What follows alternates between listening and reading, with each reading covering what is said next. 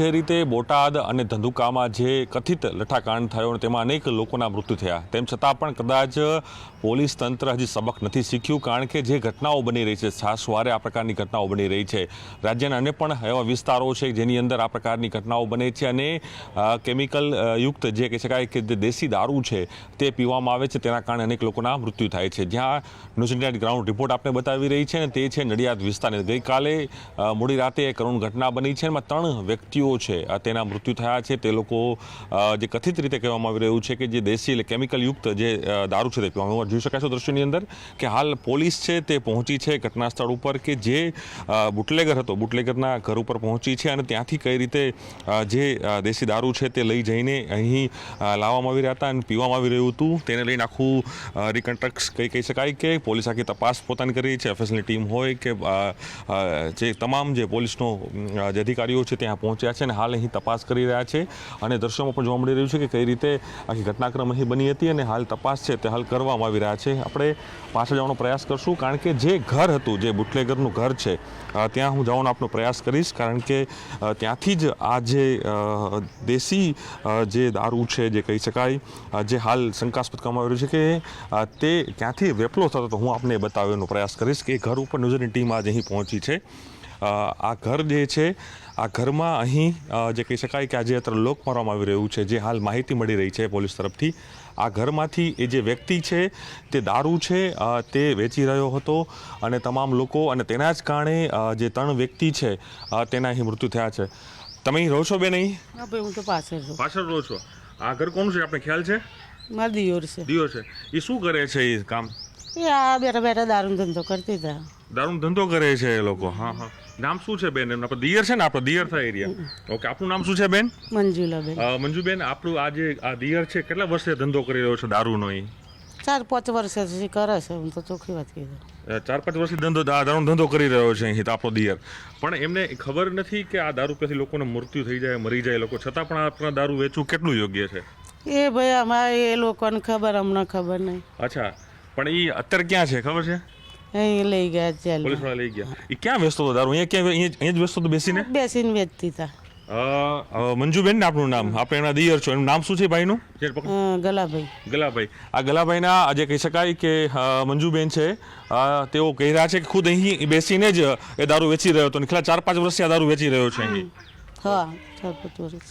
જોઈ શકાય છે કે હું આપણે જે ગ્રાઉન્ડ રિપોર્ટ બતાવી રહ્યો છું, આ એમના જ પરિવારજન છે જે મુખ્ય આરોપી છે અને અહીં જ બેસીને એ દારૂ છે તે વેચી રહ્યો, દારૂનો વેપલો છેલ્લા 4 વર્ષથી કરી રહ્યો છે.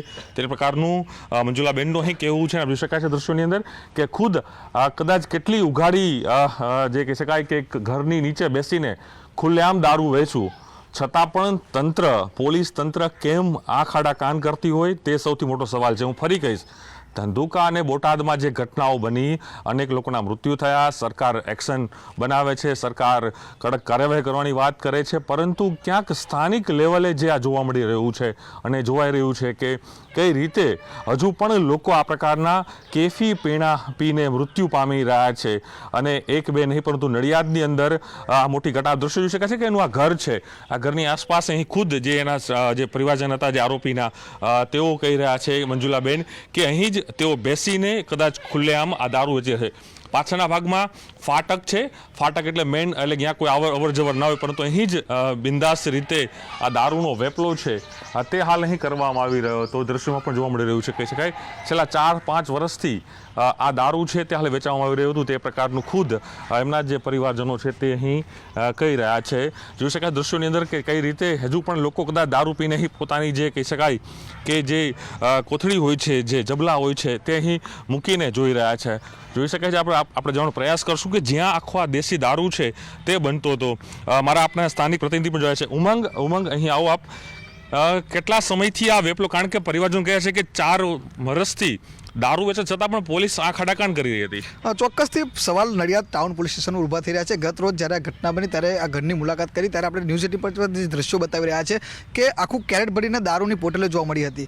અત્યારે પણ ક્યાંક ને ક્યાંક તમે જોઈ રહ્યા છો કે દારૂના કેટલાક જે બેરલ હોય છે, પ્રકારના બેરલ, પીપલા, આ સમગ્ર વસ્તુ આગળ જોવા મળી રહી છે. એટલે કહી શકાય કે આ દારૂનો વેપલો ચાલતો હતો. બાજુમાં રેલવે ફાટક છે, જવાહરનગરનો વિસ્તાર છે અને અહીં આગળ આ 5 વર્ષથી વેપલો કરતા ખુદ પરિવાર કરી રહ્યો છે. પરંતુ જે પ્રકારે ગલ્લીઓ બુટલેગર છે તે વર્ષોથી આ દારૂનો ધંધો કરતા હોવાની માહિતી સામે આવી રહી છે.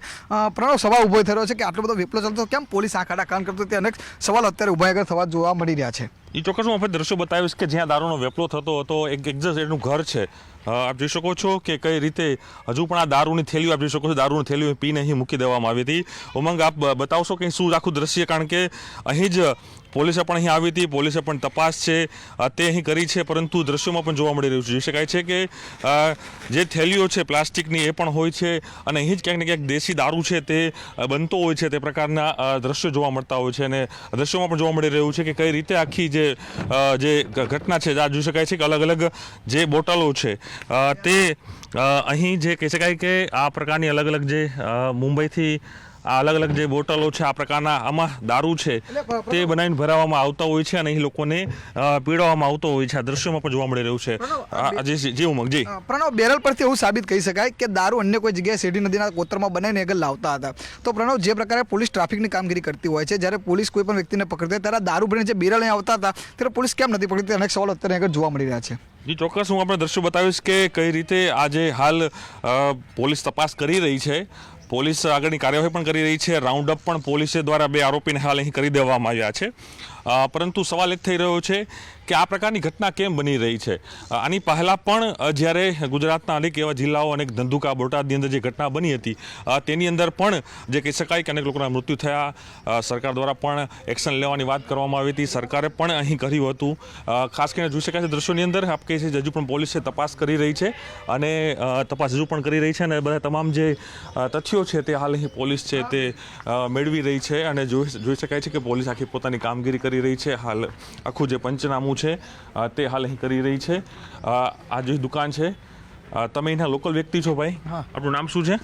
વરુણ કાંતિલાલ પરમાર. વરુણભાઈ, તમે શું દ્રશ્ય જોયું હતું ગઈકાલે અહીં? હું અહીંયા આગળ ગઈકાલે ઊભો રહેલો આ જગ્યાએ અને હું મસાલો ખાતો હતો. બરાબર. અને ફુવા અહીંયા ઊભા રહેલા, જે ફુવા કહીએ છીએ અમે. અચ્છા. એ અહીં ઊભા હતા. એનું નામ શું ફુવાનું આપનું? એ તો નામ તો અમને ખબર ઓકે, છે, હા. કારણ કે અમે ફુવા જ કહીએ. ઓકે, આ વિસ્તારમાં એટલે આપણે ફુવા કહેતા હશો. બરાબર. ફુવા ઊભા હતા અને હું અહીંયા મસાલો બનાવતો હતો. એટલામાં આ જે બોબડો કહે છે, બોબો આગળ, એ બોબો છે ને સોડા લઈને આવ્યો. હા. સોડા લઈને આવ્યો અહીંયા. અહીંયા એને તોડી એણે પીધી. અડધી ફુવાને આલી. તો ફુવાએ અડધી પીધી અને એટલામાં પકોડી વાળા ભાઈ આવ્યા બાઇક લઈને. અને એ બાઇક લઈને પકોડી વાળા ભાઈ આવીને અહીંયા ઉભા રહ્યા ને પછી થોડી હતી ને એ પાછી પકોડી વાળા ભાઈ પીધી. અચ્છા. અને હું અહીંયા ઊભા જોતો હતો. ઓકે, એટલે ત્યારે જ એને બેભાન થઈ ગયા છે ત્યારે જ. પછી પકોડી વાળા ભાઈ બાઇક લઈને આમ ગયા અને પેલો બોબો પાછો એની જગ્યા પર ગયો અને ફુવા અહીંયા ઉભા રહ્યા. પછી એમને એવું કંઈ લાગ્યું ને 5 મિનિટમાં, એટલે ફુવા ત્યાં જઈને બેઠા. મેં કહું શું થાય ફુવા? મેં કહું તો મેં કહું કદાચ બીપીની પ્રોબ્લેમ એવું કંઈ. કેટલા લોકો હતા તમને ખ્યાલ છે? બડી 2 લોકો 3 લોકો બેઠા હતા. કેટલા બેઠા હતા અહીંયા? અહીંયા તો હું ઊભો હતો. બરાબર. ફુવા અહીંયા બેઠા. બરાબર. પછી 2-3 જણા તો એના ભેગા થઈ ગયા ને, આવું થાય એટલે પછી ફુવા એકદમ અહીંયા ગબડી પડ્યા. ઓકે. એટલે પછી અમે એમને પકડીને બેસાડ્યા અને અહીંયા 108 અંદર ના આવી શકે એટલે રિક્ષા બોલાવી લીધી એમના સગાએ. એટલે અમે ઉચકીને રિક્ષામાં મૂકીને હું સિવિલ હોસ્પિટલ લઈ ગયો. ઓકે. રિક્ષામાં અને બોટલ ફેંકેલી ત્યાં ગાડી. ઓકે. ત્યારે ખબર પડી કે લોકોના મૃત્યુ થયા છે, હોસ્પિટલ દાખલ થયા. બરાબર. હોસ્પિટલમાં દાખલ થયા એટલે તમે ખ્યાલ પડી મૃત્યુ થયા ત્યાં હોસ્પિટલ. આ સાક્ષી છે, ખુદ પોલીસ તપાસ કરી રહી છે, પોલીસ બધાના પંચનામા હાલ કરી રહી છે, માહિતી મેળવી રહી છે.